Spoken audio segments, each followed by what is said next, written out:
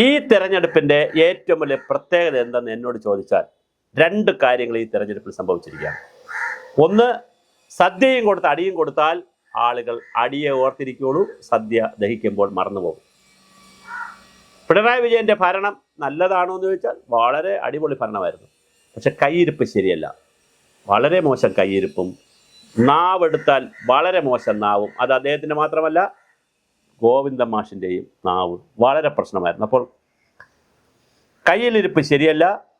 മോലാളി കൊള്ളാം, പൈസയൊക്കെ തരും, നമുക്ക് ആ പൈസയും ഊണമൊക്കെ വാങ്ങിച്ചിട്ട് മോലാളിയുടെ കയ്യിരിപ്പും നോട്ടവും ശരിയല്ല. ഇതാണ് പ്രശ്നം. നാട്ടിലൊരു പെൺകുട്ടി ഒരു മുതലാളിയുടെ, വലിയ മുതലാളിയാണ്, 10 വിരലിൽ മോതിരം, കഴുത്തിൽ വലിയ മാല, 2 കൈയിലും വള, സ്വർണ്ണവള, ഇങ്ങനെ വലിയ മുതലാളിയാണ്. മുതലാളി ഇങ്ങനെ പൂമുഖത്തിറന്ന് നിൽക്കുമ്പോൾ അതുവഴി ഒരു പെൺകുട്ടി പോവും. പെൺകുട്ടി മുഷിഞ്ഞ വസ്ത്രമൊക്കെ ധരിച്ചാൽ പോകണം. അപ്പോൾ മുതലാളിക്ക് തോന്നി, മുതലാളിക്ക് ആ പെൺകുട്ടിയിൽ ഒരു കണ്ണ്, പ്രായമൊക്കെ ആയെങ്കിലും ചെറിയ പെൺകുട്ടിയിൽ ഒരു കണ്ണ്. മുതലാളി ഉടനെ തന്നെ ശിഷ്യന്മാരെയൊക്കെ വിളിച്ച് ചോദിച്ചു, അതാരടാ അങ്ങനെ പോകുന്നത്, ഇങ്ങനെ നിത്യവും ഇതിലെ അങ്ങോട്ടും ഇങ്ങോട്ടൊക്കെ പോകുന്നുണ്ട്. മുതലാളി അത് കുറച്ച് താഴെയുള്ളതാണ്. അപ്പോൾ കൊള്ളാലോടോ വിളിക്കാൻ പറഞ്ഞു. ആ പെൺകുട്ടിയെ വിളിച്ചിട്ട് പെൺകുട്ടിക്ക് ഇതെന്താ മുഷിഞ്ഞ വസ്ത്രമൊക്കെ എടുത്തുകൊണ്ട് നടക്കുന്നത്, നല്ല വസ്ത്രമൊക്കെ വാങ്ങിച്ചു കൊടുക്കാനും നല്ല ഭക്ഷണമൊക്കെ കൊടുക്കാനും കുറച്ച് ആഭരണമൊക്കെ വാങ്ങിച്ചു കൊടുക്കാനുള്ള പൈസ കൊടുത്തു. പക്ഷെ മുതലാളി വേറെ പൈസ എല്ലാം ആ കുട്ടി പൈസ വാങ്ങി. ആ കുട്ടിയുടെ അമ്മയുമായിട്ട്, ആ കുട്ടിയല്ല ഒരു വനിത, അമ്മയും കൂടി വന്ന് പൈസ വാങ്ങിക്കഴിഞ്ഞപ്പോൾ മുതലാളി പറഞ്ഞത്, ഇതെല്ലാം എടുത്തുകൊണ്ട് വരണം കേട്ടോ, ഇവിടെ വരാതിരിക്കരുത്, വല്ലപ്പോഴും ഇവിടെ വരണം. അപ്പോഴാണ് ആ അമ്മയ്ക്കും മോൾക്കും അത് മനസ്സിലായത്, മുതലാളിയുടെ മനസ്സിലിരിപ്പ് ശരിയല്ല. ഉടൻ തന്നെ അവർ കൊടുത്ത പണമെല്ലാം തിരിച്ചു കൊടുത്തിട്ട്, മുതലാളി പൈസയൊക്കെ കൊള്ളാം, പക്ഷേ മുതലാളിയുടെ മനസ്സിലിരിപ്പ് ശരിയല്ല, കയ്യിലിരിപ്പ് ശരിയല്ല, ഇത് മതി എന്ന് പറഞ്ഞ് തിരിച്ചു പോയി. ഈ കഥയാണ് ഞാനിവിടെ കേരളത്തിൽ ഇപ്പോൾ സംഭവിച്ചത്. ഇടതുപക്ഷ ജനാധിപത്യ മുന്നണിയോട് എതിർപ്പുള്ളത് കൊണ്ടൊന്നും അല്ല ആളുകൾ തോൽപ്പിച്ചത്, ഐക്യ ജനാധിപത്യ മുന്നണിയോട് താല്പര്യം കൂടിക്കൊണ്ടതുകൊണ്ടുമല്ല. പിണറായി വിജയൻ്റെ 5 വർഷത്തെ ഭരണം, കഴിഞ്ഞ 5 വർഷം വിട്ടേക്കുക, പ്രളയം, കോവിഡ്, അത് പിന്നെ വേറൊരു തരത്തിലേക്ക് പ്രകൃതി രക്ഷിച്ചു പിണറായിയെ.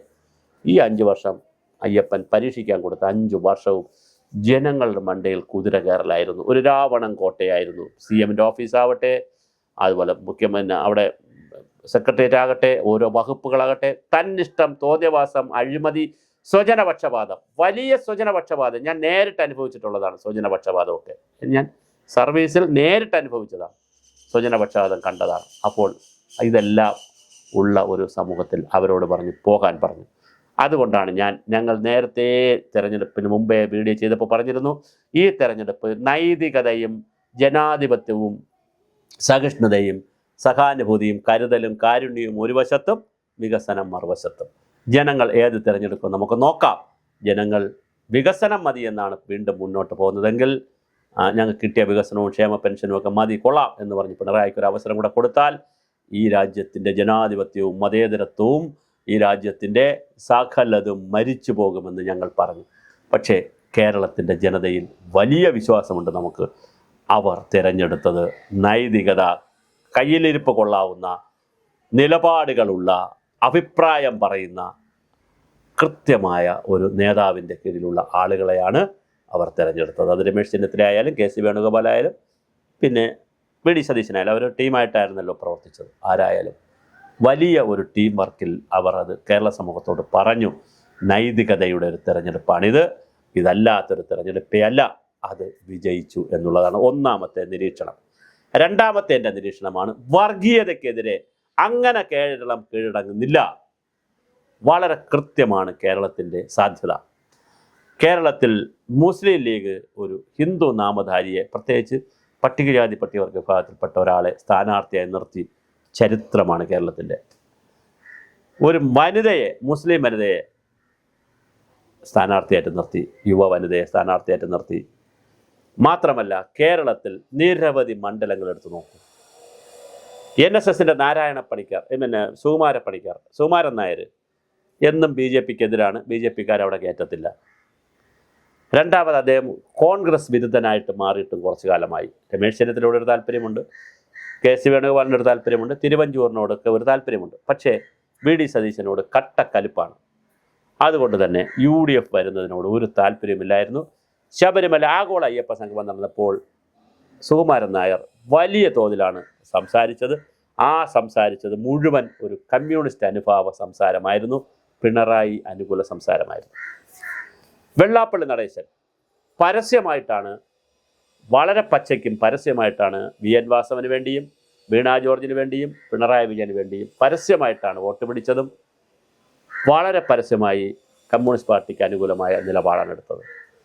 കേരളത്തിലെ 2 പ്രമുഖ പ്രബല നേതാക്കൾ സമുദായത്തിൻ്റെ 30% വരുന്ന നായർ കമ്മ്യൂണിറ്റിയുടെ, ഈഴവ കമ്മ്യൂണിറ്റിയുടെ നേതാവും SNDPയുടെ നേതാവും 15-16% വരുന്ന നായർ കമ്മ്യൂണിറ്റിയുടെ നേതാവും എടുത്ത് പറഞ്ഞ തീരുമാനം കേരള ജനത ചെവിക്കൊണ്ടേയില്ല.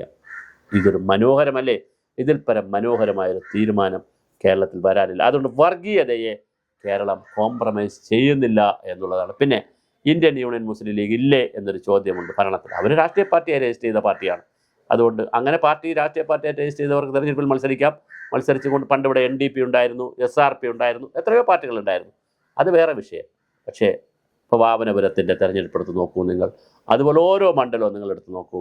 നിരവധി മണ്ഡലങ്ങളിൽ വർഗീയമായിട്ടുള്ള എതിർപ്പിനെ ഇപ്പോൾ സന്ദീപ് വാര്യർ എവിടെ ജയിച്ചു? പിന്നെ തൃക്കരിപ്പൂർ ജയിക്കുക എന്ന് പറഞ്ഞാൽ എളുപ്പമല്ല. കാരണം അവിടെ ഒരു മുസ്ലിം ഏരിയയാണ്, കമ്മ്യൂണിസ്റ്റ് ഏരിയയാണ്. അവിടെ പോയി സന്ദീപ് വാര്യരെ പോലുള്ള ഒരാൾ ജയിക്കുക എന്ന് പറഞ്ഞാൽ വളരെ പ്രയാസമാണ്. രമേഷ് പിഷാരടി ജാതിപരമായി നോക്കുമ്പോൾ പിഷാരടി അവിടെ തോറ്റു പോകേണ്ടതാണ്. പക്ഷേ പിഷാരടി അവിടെ ജയിച്ചു. അതുപോലെ ഞാൻ പറഞ്ഞ നമ്മുടെ പിന്നെ സുധീർ ഷാ പാലോട് വാമനപുരം മണ്ഡലത്തിൽ അവിടെ നായർ കമ്മ്യൂണിറ്റിക്ക് വലിയ മെജോറിറ്റിയുള്ള 50 വർഷമായി കമ്മ്യൂണിസ്റ്റുകാരായിട്ടുള്ള നായർ, അതിനകത്തൊരു അരുന്ധതി മാത്രമാണ് ഞാൻ മനസ്സിലാക്കുന്നതനുസരിച്ച് മറ്റ് സമുദായക്കാരി. പക്ഷെ ബാക്കിയെല്ലാം നായർമാർ മാത്രം ജയിച്ചിരുന്ന വലിയ ഒരു സ്ഥലത്താണ് സുധീർ ഷാ പാലോട് ജയിച്ചത്.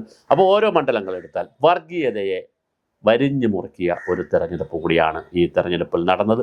അത് മനോഹരമായൊരു കാഴ്ചയാണ്. അപ്പോൾ 2 കാര്യങ്ങളിൽ കേരളം പറഞ്ഞിരിക്കണം. ഒന്ന്, സ്വേച്ഛാധിപത്യവും രാജാധികാരവും രാജവാഴ്ചയും കാരണഭൂത വാഴ്ചയും സർവാധിപത്യവും ഒന്നും ഞങ്ങൾ അംഗീകരിക്കുന്നില്ല. ഇവിടെ കരുണയും ഞങ്ങൾക്ക് കേരയിൽ തന്നില്ലെങ്കിലും കുഴപ്പമില്ല, സെക്രട്ടേറിയറ്റിൽ ഒന്ന് കയറിയാൽ മതി എന്ന് വിചാരിക്കുന്ന സമൂഹമാണ്. അത് ശരിയുമാണ്, നമ്മളുടെ കറക്റ്റാണ്. അപ്പോൾ അങ്ങനെയുള്ളൊരു സമൂഹമാണ് ആവശ്യം. ഞങ്ങൾക്കിവിടെ വലിയ തേനും വയമ്പും ഒന്നും തന്നില്ലെങ്കിലും കുഴപ്പമില്ല, നിങ്ങൾ 40 വണ്ടിയിൽ പോയി ഞങ്ങളുടെ പൈസ മുടിക്കരുത് എന്ന് പറയുന്ന ഒരു സമൂഹമാണ് ഇപ്പോഴുള്ളത്. ശരിക്കും ഇന്ന് പിണറായി വിജയൻ ഒരു തീരുമാനമെടുത്തതായിട്ട് കേൾക്കുന്നു. അപ്പോഴാണ് ഒരു അമ്മ പറഞ്ഞത്, ഇയാൾക്ക് ഇപ്പോഴാണോ ബുദ്ധി വന്നത്, മന്ദബുദ്ധിയാണോ? നേരത്തെ ഈ ബുദ്ധി വന്നെങ്കിൽ അദ്ദേഹത്തിന് വീണ്ടും ഭരിക്കാമായിരുന്നല്ലോ. വിഷയം അതൊന്നുമല്ല. VD സതീശൻ മുഖ്യമന്ത്രി പൈലറ്റും എസ്കോർട്ടും 2 വാഹനം മാത്രം മതി, ഈ 14 മുതൽ 40 വാഹനം വരെ വേണ്ട എന്ന് പറഞ്ഞപ്പോൾ പിണറായി വിജയൻ പറഞ്ഞു, അതും വേണ്ട, പൈലറ്റ് വാഹനം എസ്കോർട്ട് ഇല്ല, പൈലറ്റ് ഇല്ല, എസ്കോർട്ട് വാഹനമുണ്ട്, എസ്കോർട്ട് വേണ്ട, എനിക്ക് എൻ്റെ വാഹനം മാത്രം മതി എന്ന് പറയുന്ന റെയിൽവേ സ്റ്റേഷൻ്റെ സിമൻറ്റ് ബെഞ്ചിൽ ഇരിക്കുന്ന ഒരു പിണറായി വിജയനെ നമ്മൾ കണ്ടു. അദ്ദേഹത്തെ കുറ്റം പറയുകയല്ല. പക്ഷേ ഈ വിനയവും കാരുണ്യവും കരുണയും ഒക്കെ അദ്ദേഹം ഭരണത്തിൽ കാണിച്ചിരുന്നെങ്കിൽ കൃത്യമായി 3ാം ടേം വരുമായിരുന്നു. അപ്പോൾ അത് കാണിക്കണം എന്ന് അദ്ദേഹത്തെ പഠിപ്പിക്കുന്ന ഒരു തെരഞ്ഞെടുപ്പായിരുന്നു ഇത്. രണ്ടാമത് ഞാൻ ഈ പറഞ്ഞ വർഗീയതയെ തൂത്തെറിഞ്ഞ ഒരു കോംപ്രമൈസ് ഉണ്ടാക്കാത്ത ഒരു സമൂഹമാണ്. അല്ലെങ്കിൽ വീണ്ടും വെള്ളാപ്പള്ളിയുടെ വാക്കുകൾ അല്ലെങ്കിൽ സുകുമാരൻ നായരുടെ വാക്കുകളൊന്നും ജനങ്ങൾ മൈൻഡ് ചെയ്തില്ല. നിന്ന സ്ഥാനാർത്ഥികളുടെ ഒരു മെരിറ്റ് അവർ നോക്കിയിട്ടുണ്ട്. അതുപോലെ തന്നെ മറ്റൊരു മെരിറ്റ് നോക്കിയത് പിണറായി വിജയൻ്റെ ഭരണത്തിൻ്റെ മെരിറ്റും ഡീമെരിറ്റും അവർ വിലയിരുത്തി. അങ്ങനെ വിലയിരുത്തിയപ്പോൾ അവർ ജാതിയെയും മതത്തെയും ഒക്കെ മറന്നുകൊണ്ട് തന്നെ ഒരുപാട് ആളുകൾ വോട്ട് ചെയ്തു എന്നുള്ളത് വലിയ ഒരു കേരളമാണ്. കേരളത്തിന് ഭാവിയുണ്ട്, ജനാധിപത്യത്തിന് വലിയ ഭാവിയുണ്ട്. മതേതരവും വർഗീയത വിരുദ്ധവുമായിട്ടുള്ള ഒരു കേരളത്തെക്കുറിച്ച് നമുക്കിനി ഗൗരവമായി ചിന്തിക്കണം. അതിൽ ജാതി മത കുത്തിത്തിരിപ്പുകളെ കുറയ്ക്കുന്നൊരു കേരളത്തെക്കുറിച്ച് നമുക്ക് കൂടുതൽ ചിന്തിക്കാം.